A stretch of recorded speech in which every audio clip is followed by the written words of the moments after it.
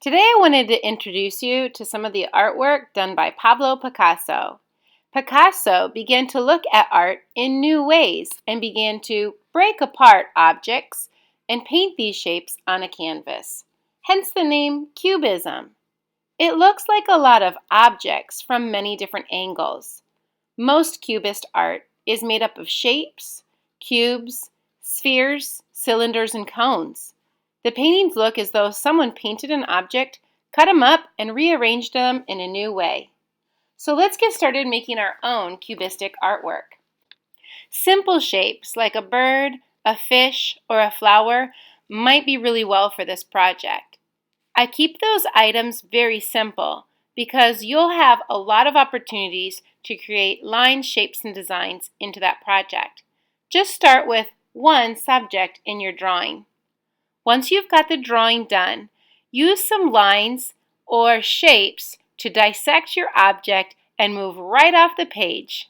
I like to outline my object with black, a nice thick black marker, so that you can see that this is my emphasis. This is the part that I want everybody to recognize.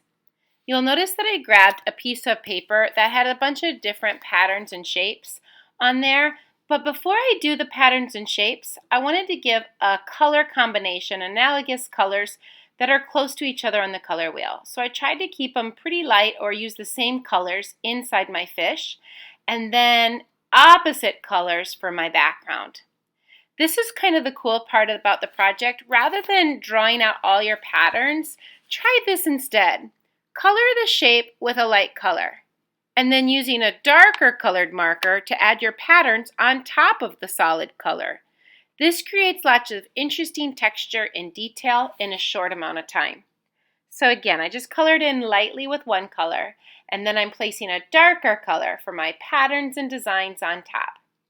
Now you might not have enough time to do the same for your background. You might just run out of time and you'll only have your fish that has some interesting patterns and details in them, and that's totally okay. I sped my video up quite a bit so you could see what it looks like as my fish gets colored, the background gets colored, and then if I had any extra time, you can put some patterns in there as well. It just kind of depends on how quickly you're working or what you can get accomplished within your time during your class time today. But I hope you enjoy watching the rest of this video, noticing how I fill in with color before I put on any patterns, and I try to use the colors more than one time. Enjoy, everyone, and happy art making!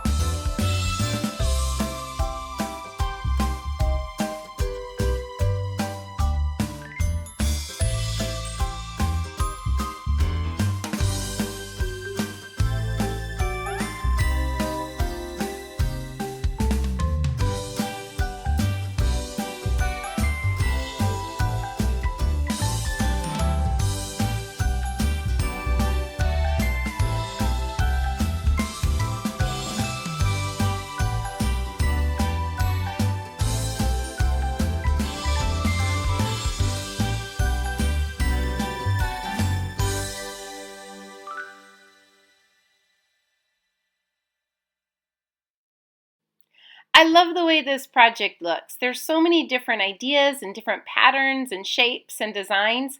I really had a lot of fun making this. I hope you do too.